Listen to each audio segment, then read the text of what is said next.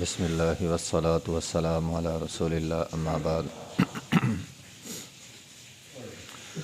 یہ صفحہ نمبر ہے 120 اور آیت نمبر ہے 133۔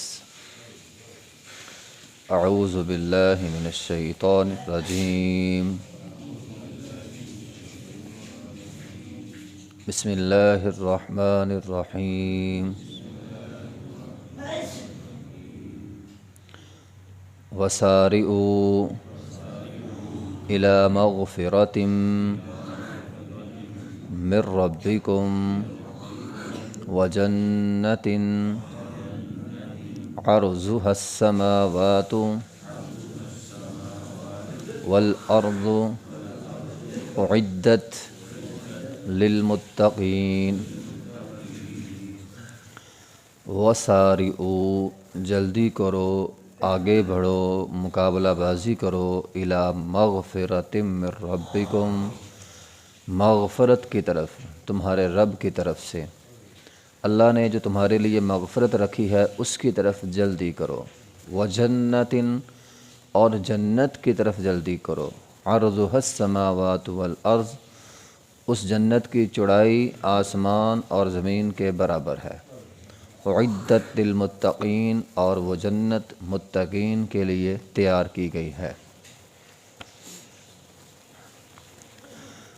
تو بات ہو رہی تھی غزوہ احد میں جنہوں نے درہ چھوڑا تھا، اب انہیں ندامت ہوئی تو اللہ رب العزت نے فرمایا وسارعوا الی مغفرۃ من ربکم، معافی مانگنے میں جلدی کرو۔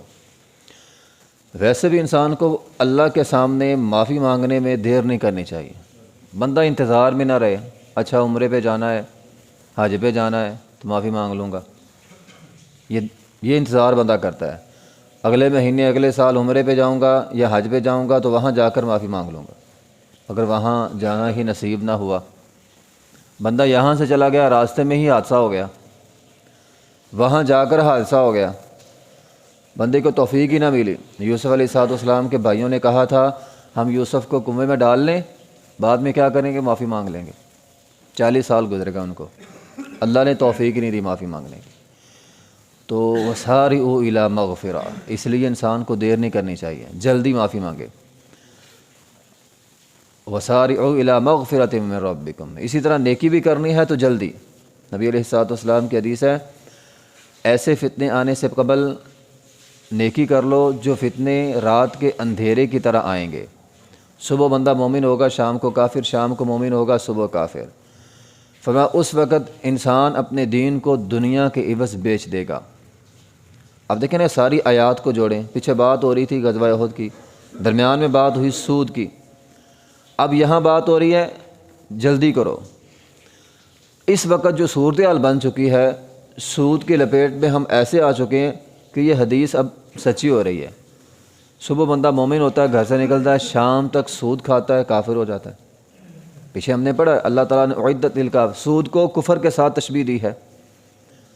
اس طرح رات بندہ ٹھیک ہوتا ہے، صبح تک کوئی نہ کوئی سودی چیز کھا لیتا ہے یا کام کر لیتا ہے، بندہ حالت کفر میں چلا جاتا ہے یا کفر کے قریب چلا جاتا ہے۔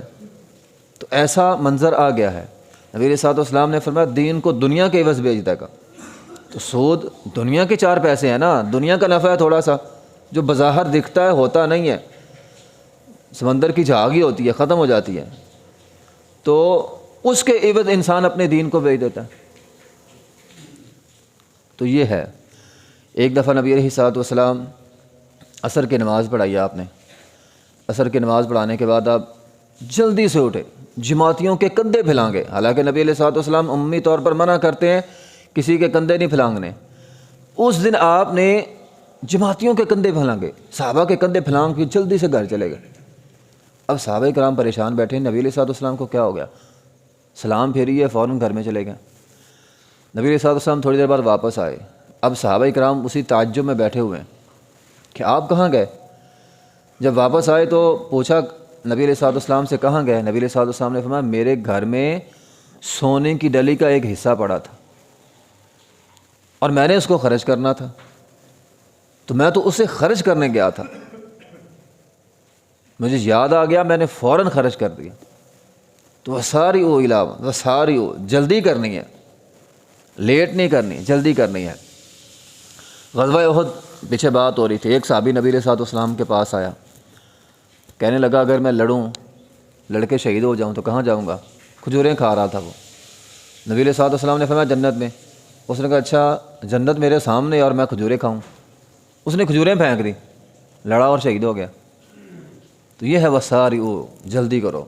انسان کو جب بھی نیکی کا موقع ملے فوراً جلدی کرے، یہ نہ سوچے شام کو کر لوں گا، صبح کر لوں گا، میں سوچ رہا ہوں نیکی کرنے کے بارے میں سوچ رہا ہوں، اللہ کے راستے میں کچھ دینا ہے تو میں سوچ رہا ہوں پرسوں دوں گا، اگلے ہفتے دوں گا۔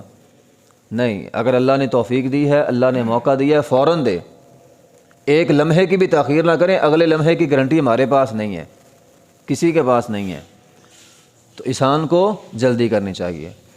وسارعوا الی مغفرۃ من ربکم، مغفرت کی طرف جلدی کرو، وجنت، اور جنت کی طرف جلدی کرو۔ تو جنت کی طرف جلدی کرو، جنت محنت کرنے سے حاصل ہوتی ہے، ایسے اللہ نے جنت کو نہیں رکھ دیا ہر کسی کو اٹھا کے دے دے۔ جنت کی طرف بھی جلدی کرو، محنت کرو۔ کون سی جنت؟ عرضھا، عرض کے یہاں دو معنی ہیں، ایک تو عرض کا معنی ہوتا ہے چوڑائی، جنت جس کی چوڑائی آسمان اور زمین کے برابر ہے۔ اب نہ ہم آسمان کا زمین کا اندازہ تو سائنسدان لگا ہی لیتے ہیں، آسمان کا اندازہ اب تک نہیں لگ سکا، کتنا بڑا آسمان ہے ہمارا، کتنا بڑا یہ کہکشاں کا نظام ہے، اس کا اندازہ اب تک نہیں لگ سکا۔ اس کا مطلب یہ ہے جنت کا اندازہ بھی نہیں لگ سکتا، جنت کی چوڑائی کتنی ہے اس کا اندازہ ہم نہیں لگا سکتے، تو لمبائی کا کیسے لگا سکیں گے؟ تو عرضھا السماوات والارض، آسمان اور زمین کے درمیان، زمین کے برابر اس کی جو ہے وہ چوڑائی ہے۔ ایک شخص نبی علیہ الصلوۃ والسلام کے پاس آیا، مستدرک حاکم کی حدیث ہے، کہنے لگا اللہ کے رسول قرآن کہتا ہے جنت کی چوڑائی آسمان اور زمین کے برابر ہے، تو جب آسمان کے اوپر ہے ہی ساری جنت تو پھر جہنم کہاں ہے؟ آگ کہاں پہ ہے؟ نبی علیہ الصلوۃ والسلام نے فرمایا ابھی رات گئی ہے؟ رات تھی؟ اس نے کہا تھی ہے۔ اب چلے گئی ہے؟ صبح ہو گئی ہے؟ اس نے کہا صبح ہو گئی۔ نبی علیہ الصلوۃ والسلام نے فرمایا رات کہاں گئی؟ تو جب جو رب رات کو لے جا سکتا ہے، رات موجود ہے، ہم سارے مانتے ہیں لیکن اب نہیں ہے۔ اسی طرح کائنات کا نظام ہے، اتنا وسیع ہے، جنت بہت وسیع ہے لیکن اللہ نے جہنم کو بھی رکھا ہوا ہے، جہنم بھی بڑی وسیع ہے۔ تو جنت بہت بڑی ہے۔ ایک حدیث میں ہے نبی علیہ الصلوۃ والسلام نے جنت کی وسعت بیان کرتے ہوئے فرمایا جنت میں ایک ایسا درخت ہوگا جس کے سائے میں ایک گھوڑ سوار 100 سال گھوڑا دوڑاتا رہے گا، اس کے سائے میں، اتنی بڑی جو ہے وہ جنت ہے۔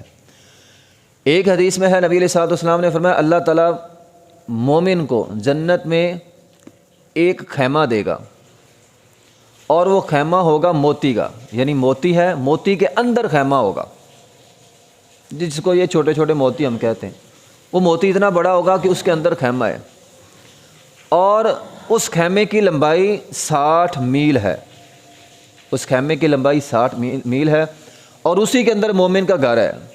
فرمایا جب وہ اس موتی کے اندر چلا جائے گا اسے کوئی اور دیکھ نہیں سکے گا، وہ اس کی پرائیویسی ہوگی، اب اسے کوئی نہیں دیکھ سکتا۔ اسی طرح نبی علیہ الصلوۃ والسلام نے جنت کے دروازے کے متعلق فرمایا تھا۔ ایک حدیث میں تو نبی علیہ الصلوۃ والسلام نے یہاں تک فرمایا تھا جنت کا جو دروازہ ہے وہ اتنا چوڑا ہے، فرمایا جیسے مکہ اور بصرہ، اسی طرح فرمایا جیسے مکہ اور بحرین، یہ تقریباً آج کے زمانے میں آپ میپ پہ چیک کریں نا تو یہ تقریباً 1500-1600 کلومیٹر بنتا ہے، 100 کلومیٹر، اتنا چوڑا جنت کا دروازہ ہے۔ پھر ایک حدیث میں ہے نبی علیہ الصلوۃ والسلام نے فرمایا جنت کا دروازہ اتنا چوڑا ہے کہ 40 سال کی مسافت، یہ تھوڑی نہیں ہے، 40 سال، ایک بندہ 40 سال مسافت کرے، جتنی مسافت وہ طے کرے گا جنت کا دروازہ اتنا چوڑا ہے۔ تو یہ ہے عرضھا السماوات والارض، آسمان اور زمین کے برابر جنت کی چوڑائی ہے، ابھی لمبائی پتہ نہیں کتنی ہے۔ ایک حدیث میں ہے نبی علیہ الصلوۃ والسلام نے فرمایا یہ دروازے اتنے چوڑے ہوں گے، یعنی دروازوں کی چوڑائی بھی لامحدود ہے، لیکن فرمایا ایک وقت ایسا آئے گا جنتی اتنی کثیر تعداد میں ان دروازوں سے گزر کر جنت میں جائیں گے، یہ دروازے بھی کھچا کھچ بھر جائیں گے۔ اتنی کثیر تعداد میں لوگ اللہ تعالیٰ لوگوں کو جنت کے اندر داخل کرے گا کہ یہ دروازے بھی بھر جائیں گے، اتنے چوڑے چوڑے دروازے، اور وہ سارے کے سارے دروازے بھرے ہوئے ہیں۔ ٹھیک ہے، تو یہ ہے جنتی، آخری جنتی۔ وہ مشہور حدیث سنی ہوگی، 10 دنیا کے برابر اللہ تعالیٰ اس کو جنت دے گا۔ تو عرضها السماوات والارض، زمین اور آسمان اور زمین کے برابر اس کی چوڑائی ہے۔ عرض کا دوسرا معنی قیمتی بھی ہے، عرض کا دوسرا معنی قیمتی بھی ہے۔ یہ جنت قیمتی بہت ہے۔